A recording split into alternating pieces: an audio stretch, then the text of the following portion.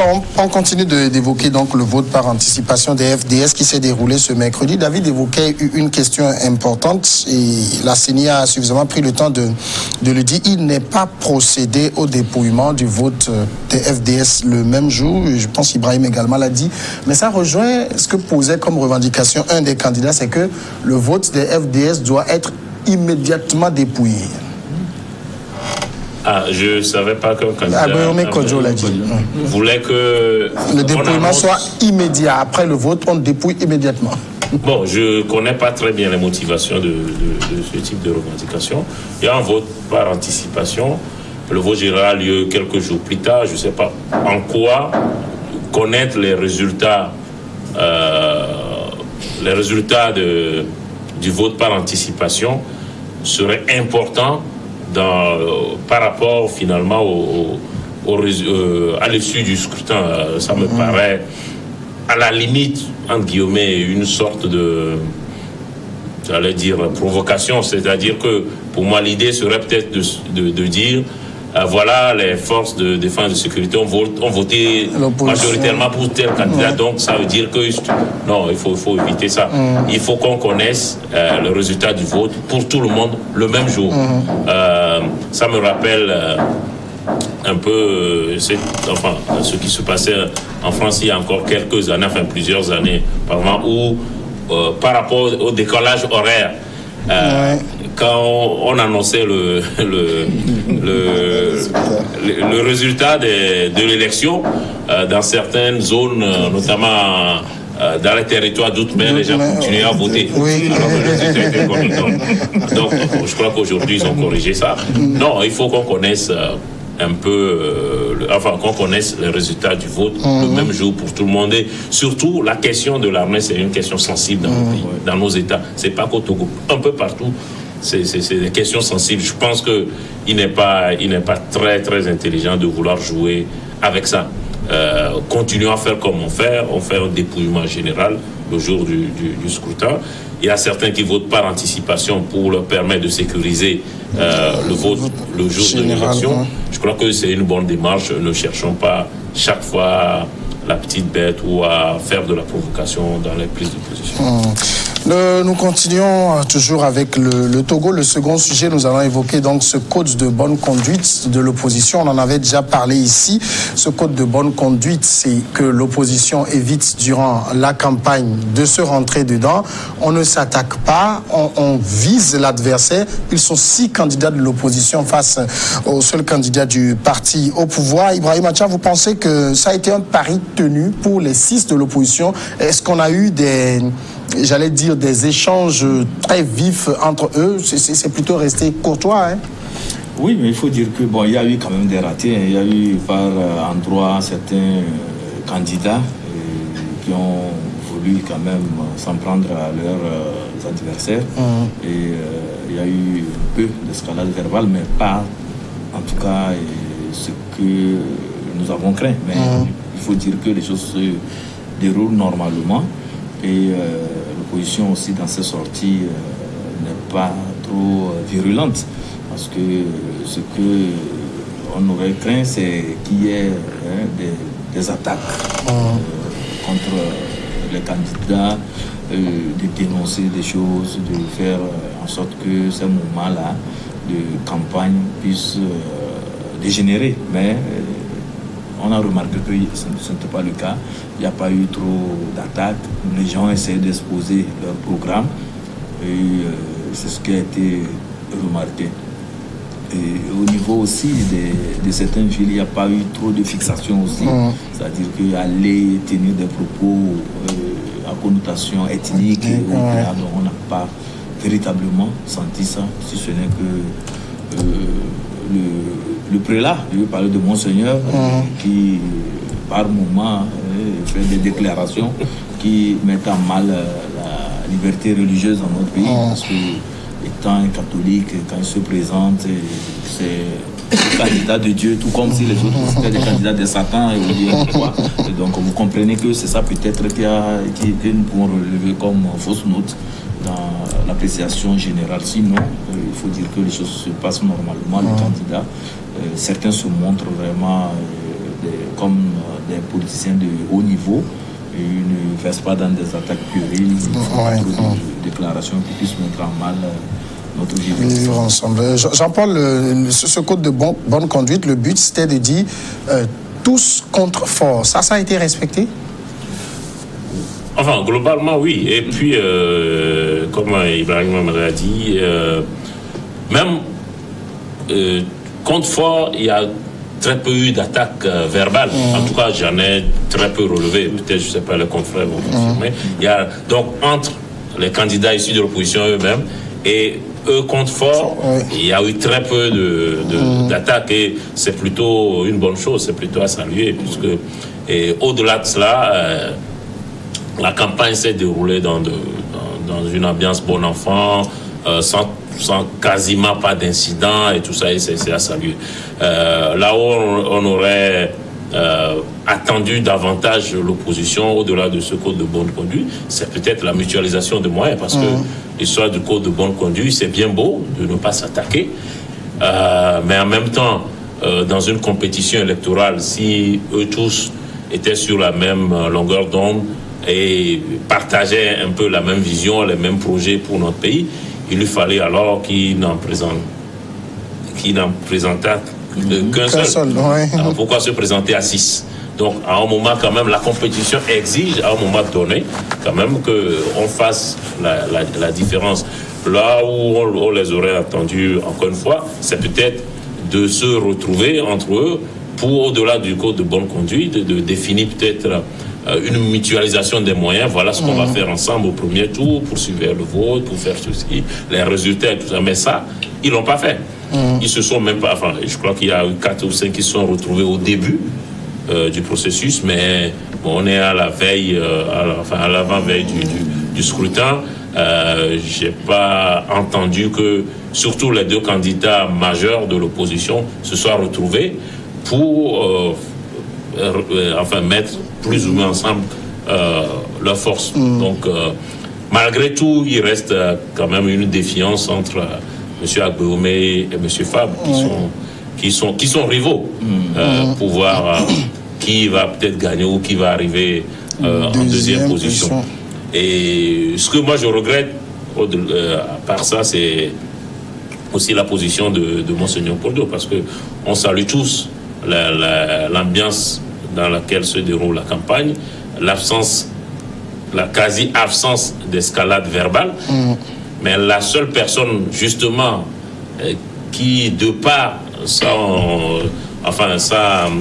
sa personnalité, devrait justement être modèle, c'est plutôt de lui que viennent les attaques qu'il faut éviter, alors que c'est l'autorité, c'est une autorité morale, c'est lui qui fait preuve d'attaques les plus graves.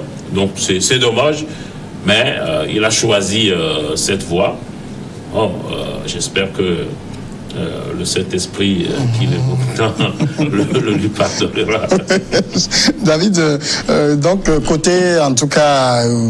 côté propos, que ce soit entre les 6 ou même vis-à-vis de l'adversaire, vous avez aussi remarqué que ça a été plutôt bon enfant? Oui, je pense que ça relève de la sagesse, du sens de responsabilité de tous ces candidats. On n'a plus besoin d'attaque. Même, je pense, aux États-Unis, même au sein de la famille des démocrates, il y a des oppositions, mais on ne s'attaque pas véritablement. Et ça a été constaté ici. Ça a été, je veux citer Abbas Kaboua qui disait que les élections présidentielles de 2020 seront des élections les plus élégantes. Et l'élégance et la courtoisie se sont fait sentir. Il y a cette envie d'aller vers l'électorat, d'aller défendre son programme, son projet de société, que de s'attaquer à un adversaire politique parce que non. Et les Togolais ont envie d'écouter un autre discours, en tout cas. L'électorat togolais a envie de changer de disque, envie d'écouter de nouvelles choses. C'est ce message que les candidats ont apporté à leur base respective. Maintenant, pour le cas de Monseigneur Poduro, moi je ne vais pas jusqu'à le condamner, pas du tout, mais c'est l'euphorie de l'élection, c'est l'euphorie de cette envie d'aller on va dire ça, un visage qui a fait qu'il sort certains propos que certains Togolais qualifient de divisionnisme, alors que c'est peut-être pas ça.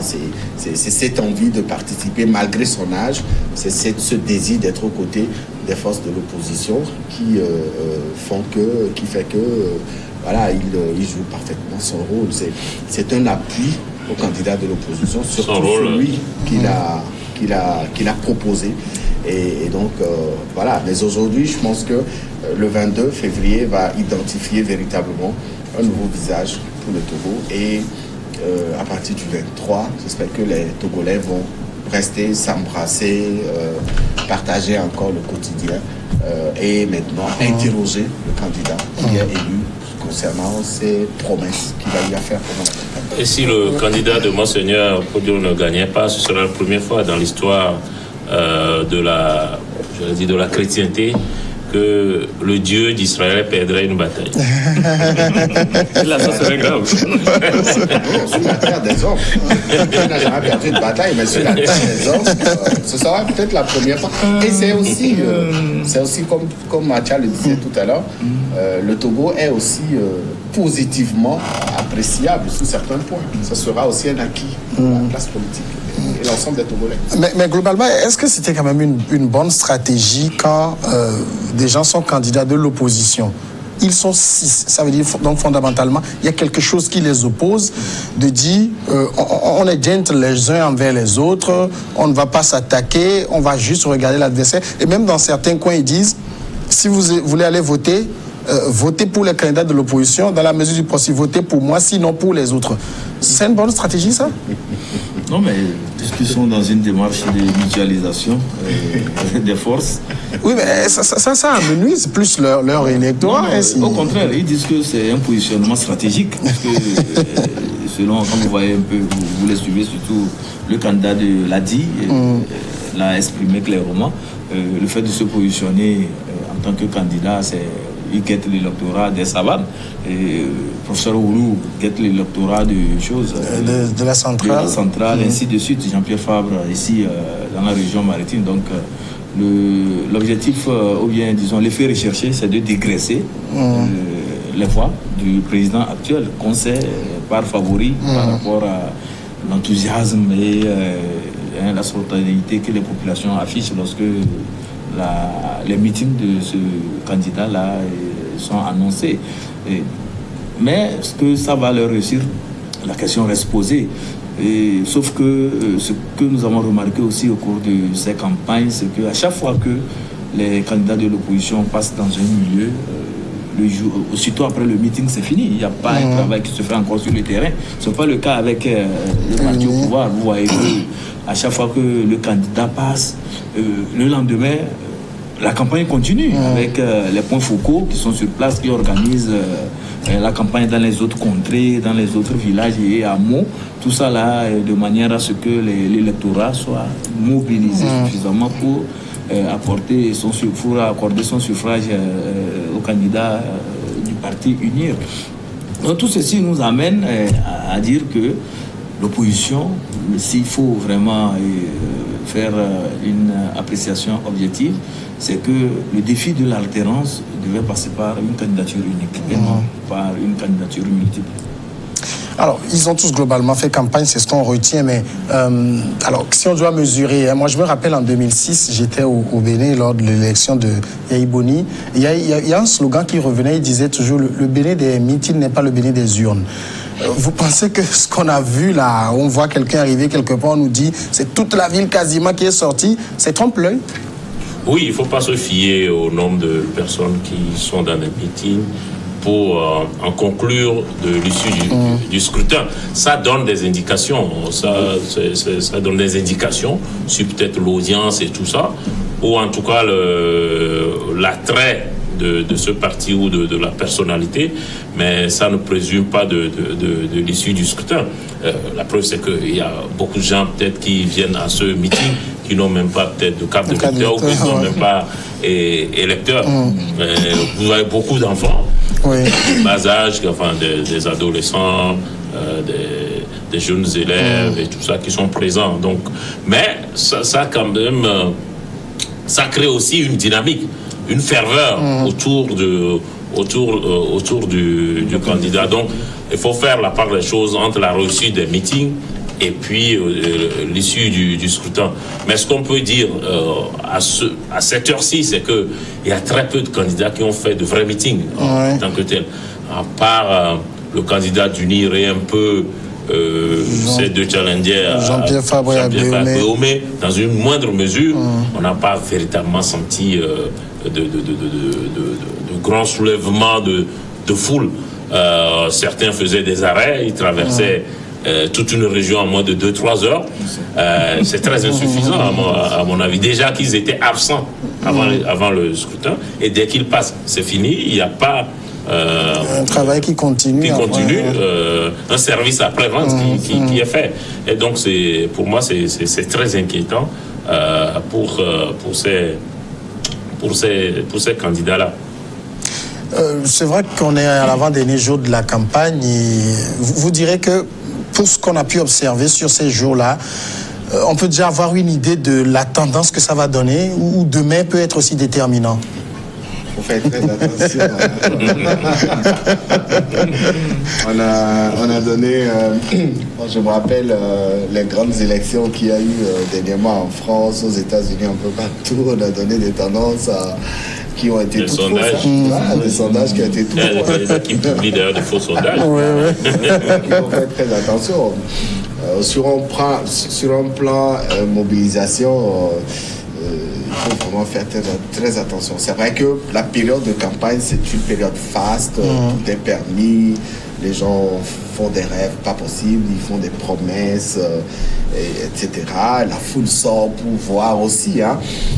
Pour le cas du chef de l'État, les gens sortaient pour le voir, parce que c'est l'une des rares fois où le chef de l'État accepte de rentrer dans la foule sans être... il s'est vraiment laissé aller. Oui, on a vu plein de photos d'embrassades et tout ça. Voilà, où il a été pris dans les bras des Togolais, les gens lui ont touché les joues, il voulait s'assurer que c'était un humain. Ils ont fait des photos, c'était très beau à voir. Je pense qu'il lui faut ça de temps en temps, s'il est réélu au soir du 22, il lui faut ça de temps en temps, il faut qu'il sorte.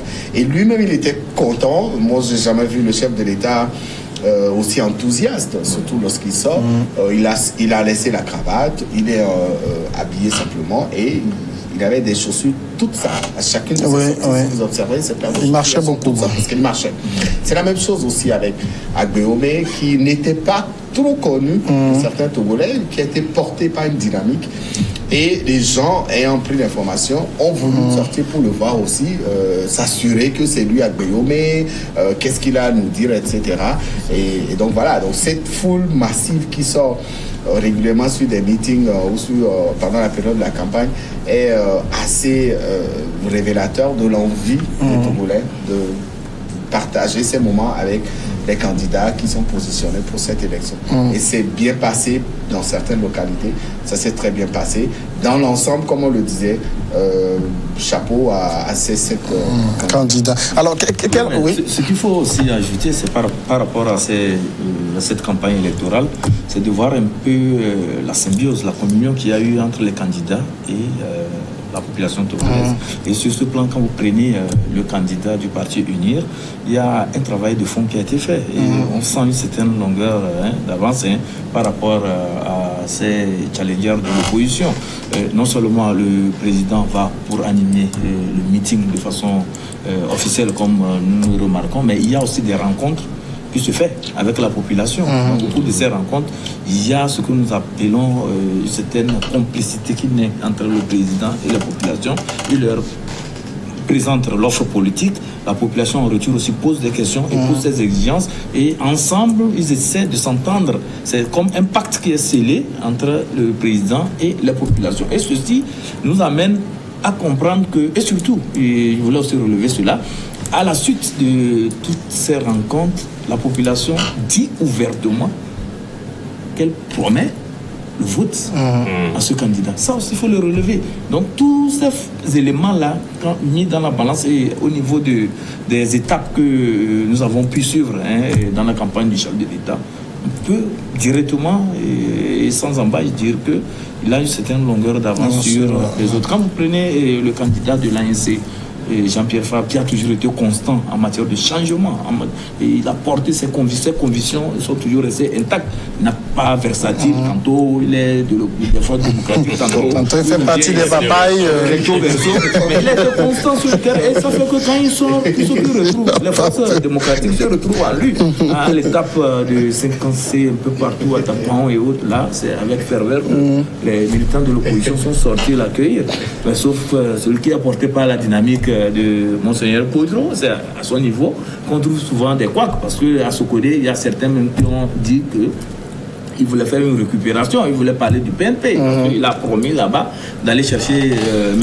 Achadam et c'est un clin d'œil aux militants du PNP. Or, nous savons que le PNP a été clair. Ces militants ne sont pas allés même s'enregistrer, ils n'ont pas de carte d'électeur et à plus forte raison, ils n'iront pas apporter leur suffrage à quelqu'un qu'ils estiment avoir participé aussi à la gestion du pays sous Eyadema. Donc vous comprenez que s'il faut vraiment revoir des choses et faire une analyse objective de ce qui s'est passé, c'est pas aussi évident quand même que le candidat de la dynamique puisse vraiment faire une percée. Jean-Paul, c'est-à-dire, on parle de ces trois-là, Fornia Singbe, Jean-Pierre Fabre, Agbéomé Kodjo, mais il y a 7 candidats. Les 4 autres, ils se sont inscrits dans la figuration? Non, comme on dit, pour être, poli ou pour ne pas être vulgaire, je crois qu'il y a 4 candidats ou au moins 3 qui sont des candidatures de témoignage. On ne sera pas surpris si au soir du 22 ou en tout cas à l'issue du scrutin, on nous annonce que le docteur Kouessan n'a pas dépassé 0,2%. Ça ne surprendra personne, le professeur Oulou moins d'1%, tout ça, ça ne surprendra personne. La surprise serait justement qu'il dépasse 1, 2, 3, 4%.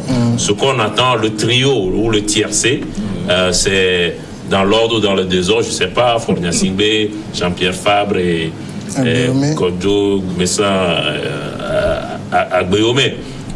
Probablement dans cet ordre-là.